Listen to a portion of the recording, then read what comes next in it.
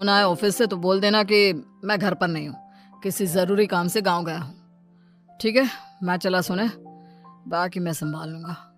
ममता बेचारी, जैसा नाम वैसा ही नेचर। ना कभी झूठ बोला, ना फरेब, ना किसी से चालाकी की, ना किसी की पंचायत। सुन लेती है पति की बात और फिर कुछ देर बाद फोन आता है। हेलो, कौन? मैं सुनील का बॉस बोल रहा हूँ। दफ्तर में इतना काम पड़ा है, अभी तक ऑफिस नहीं आया। वो क्या कर रहा है? फोन दीजिए उसे। जी वो तो सो रहे हैं, कह रहे हैं कि आज गर्मी बहुत है तो घर के मजे लेंगे। बॉस को बीवी की बात पर गुस्सा आ जाता है।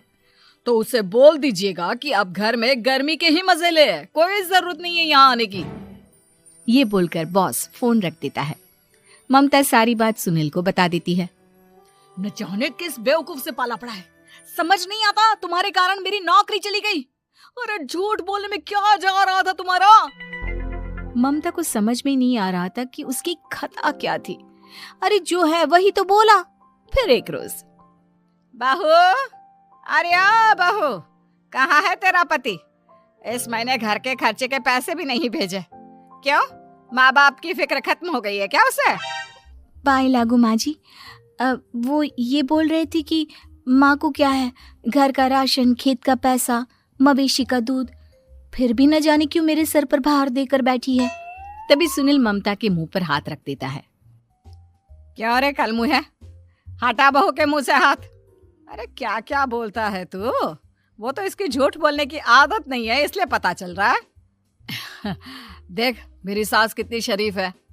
हाँ, तेरी माँ तो मोहल्ले की बदमाश है ना, और तेरी सास शरीफ है। बेटा ममता को देखता है और गुस्से से बोलता है। अब खड़ी खड़ी देख क्या रही हो? और भी कुछ कहना है क्या? माँ आई है ना, जाकर छाछ ले आ ठंडी वाली। ममता अंदर चली जाती है। माँ, इसके सच बोलने की आदत के कारण मेरी नौकरी जाते जाते रह गई। वो तो मैंने अगले दिन जाकर पैर पकड़ लिए मालिक के, नहीं तो। सब जानता है बहू की आदत नहीं है झूठ बोलने की, तो तू शांत क्यों नहीं रहता? क्यों उसे झूठ बोलने को बोलता है? फिर एक रोज, बहू जा अपनी पड़ोसन के पास और उससे बोल कि वो लाल वाली साड़ी जो उसने नए साल की पार्टी में पहनी थी, तुझे वो चाहिए। ना माँ जी, मुझे नहीं चाहिए। वैसे भी कल जिस शादी में जाना है ना, वहाँ के लिए तो मेरे पास काली साड़ी है। सास सर पर हाथ रखकर, अरे बुद्धू, मुझे चाहिए साड़ी। वैसे भी तुम लोगों में तो साड़ी का लेन देन चलता है ना, तेरी भी तो उसने पहनी थी ना। हाँ माँ जी, वो क्या है ना, हम दोनों के कपड़े एक दूसरे को आ जाते हैं। मैं ले आती हूँ आपके लिए साड़ी। बहू पड़ोसन के पास जाती है। कैसी हो निर्मला, तेरी लाल साड़ी चाहिए थी। क्यों? तू तो बोल रही थी कि तेरे पास काली वाली साड़ी है, तू वही पहनेगी, फिर लाल का क्या करेगी? अरे मैं तो काली ही पहनूंगी, लेकिन मेरी सास ने देखी थी तेरी लाल साड़ी, वो नए साल की पार्टी में तूने पहनी थी ना, तो इसलिए वो मांग रही है। ये सुनकर पड़ोसन थोड़ा परेशान हो जाती है। देख ममता, तेरे लिए तो मैं एक बार को साड़ी दे भी देती, लेकिन तेरी सास के लिए नहीं।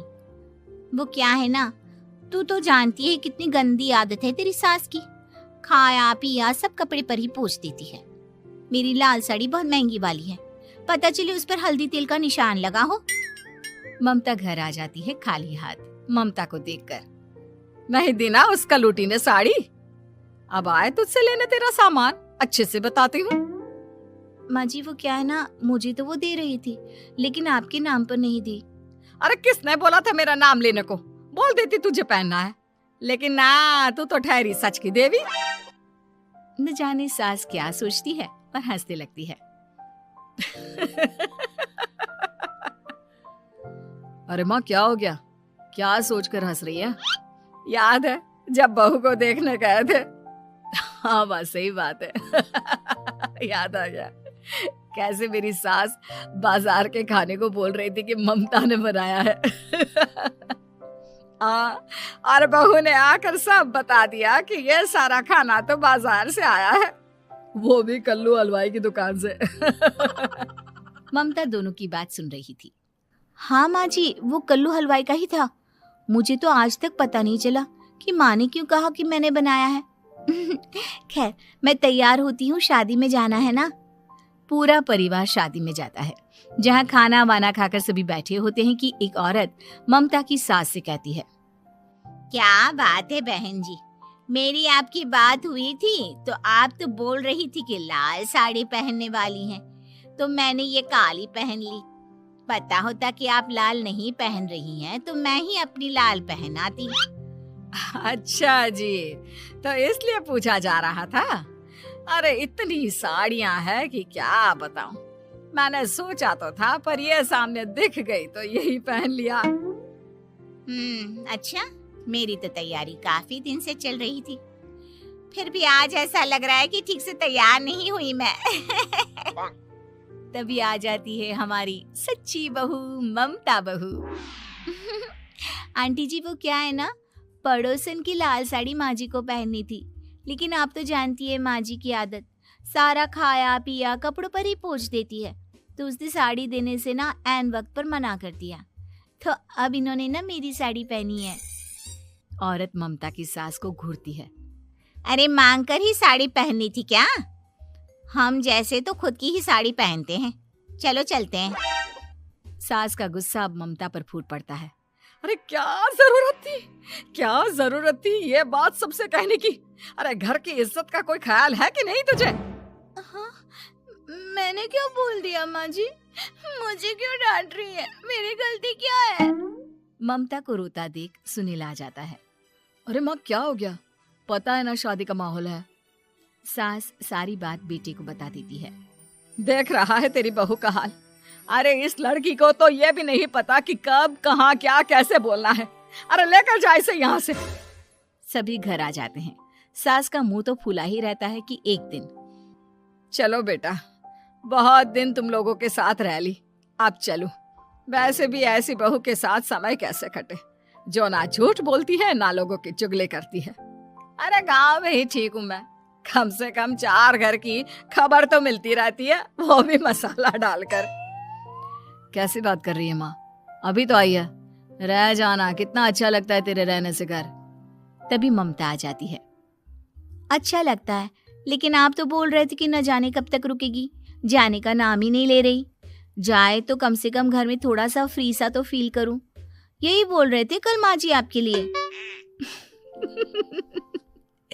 सास बेटे को देखती है लेकिन क्या कहती बेचारी, जब अपना ही सिक्का खोटा हो। चली जाती है चुपचाप गांव। फिर एक रोज घर की घंटी बजती है। सामने खड़ा होता है सुनील का बॉस। सुनील है क्या घर में? वो क्या ना, मैं यहाँ से गुजर रहा था तो सोचा थोड़ा ऑफिस का काम डिस्कस कर लूं। ममता कुछ कहती कि तभी वहां सुनील आ जाता है। अरे बॉस, आप आइए आइए। क्या बात है, घर तो बहुत सुंदर है। वैसे भाभी जी, आपकी खूब बातें सुनी है कि आप कभी झूठ नहीं बोलती। ये तो पता नहीं, लेकिन हमेशा सर कुछ न कुछ ऐसा बोल देती हूँ जिससे परेशानी हो जाती है। मैं ऐसा नहीं चाहती, लेकिन क्या करूँ। खैर, बॉस कुछ देर रुकता है, काम की बात होती है। ममता के साथ सब चाय पीते हैं और जैसे ही बॉस जाने को मुड़ता है कि क्या जी, कितने नेक इंसान है, फालतू ही आप खड़ूस और निकम्मा बोलते हैं इन बॉस को। अब क्या, बॉस के कान तक खुद के लिए अनमोल वचन पड़ जाते हैं और फिर ओह, तो ये बात है। और क्या कहता है ये? अरे बॉस, आप भी किसकी बात पर विश्वास कर रहे हैं?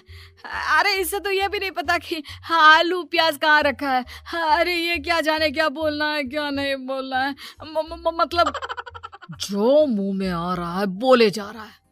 भाभी जी, आप बताइए। नहीं बॉस, लग रहा है कि कुछ गलत बोल गई मैं। वैसे ये सिर्फ इतना ही बोलते हैं कि आप में कोई टैलेंट है ही नहीं, आपकी नौकरी इन्हीं के कारण तो बची हुई है।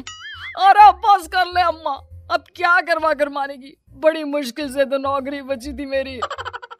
सही कहा, बची थी लेकिन अब निकल गई। तेरे टैलेंट के भरोसे चल रही है ना मेरी नौकरी, अब देख तू। अच्छा, तो आप भी यही मानते हैं? वैसे ये बात तो है, सुनील काफी टैलेंटेड है। बॉस चला जाता है। सुनील सर पकड़कर बैठ जाता है। माना सच बोलना एक अच्छी आदत है, लेकिन ममता आज का समय ऐसा नहीं है। तुझे थोड़ा सा समाज को देखकर खुद को बदलना होगा, समझी? जी मुझे तो पता ही नहीं चलता कि मैं क्या गलत कर रही हूँ। यकीन मानिए मैं जानबूझकर नहीं करती। सुनील सोच लेता है कि वो किसी न किसी तरह अपनी बीवी के इस भोलेपन का इलाज करके रहेगा, लेकिन सवाल ये कि कैसे का जवाब अब मिल जाता है। और फिर एक रोज ममता की माँ आती है। ममता, तुझे तो पता है तेरे पापा का काम ठीक नहीं चल रहा है, कुछ पैसों की जरूरत थी, तेरे पास हो तो मदद कर दे बेटा। ममता माँ को घर खर्चे से बचाए पैसे दे देती है। पैसे देने के बाद सुनील आ जाता है। अरे सासू माँ, आज यहाँ कैसे आना हुआ? नहीं बेटा, वो ममता की याद आ रही थी ना तो आ गई। वो क्या है ना, पता है पापा का काम ठीक नहीं चल रहा है तो माँ कुछ पैसे लेने आई थी। क्यों? यहाँ क्या पैसे का पेड़ उगा है? अरे कौन सी माँ अपनी बेटी के ससुराल का खाती है? कोई जरूरत नहीं है पैसे देने की। वापस कर दो माँ जी पैसे और निकलो यहाँ से। आगे से यहाँ पैसे लेने नहीं आना। सुनील ये बोलकर निकल जाता है। उसके जाने के बाद, बेटा ममता, तूने मेरी बेइज्जती कराने के लिए यहाँ बुलाया था क्या? अरे छोटा सा झूठ बोल देती तो तेरी माँ की इज्जत बच जाती, लेकिन चलती हूँ मैं। सास बाहर जाकर बाहर खड़े सुनील से कहती है, तेरे कहने पर बेटा हमने ये नाटक तो खेल लिया, लेकिन उसका क्या असर होता है ये नहीं पता। थोड़ी देर बाद सुनील घर आता है। देखिए, मुझे मेरी गलती का एहसास हो गया है। मैं समझ गई हूँ कि सच कितना सच होता है और उसकी कीमत आज के समय में बहुत बड़ी है। माफ करना, मैं आज से सच कभी नहीं बोलूंगी। क्या? कभी नहीं? फिर क्या, दोनों मियाँ बीवी खुश रहने लगते हैं, क्योंकि बीवी को थोड़ी सी झूठ की आदत हो जाती है।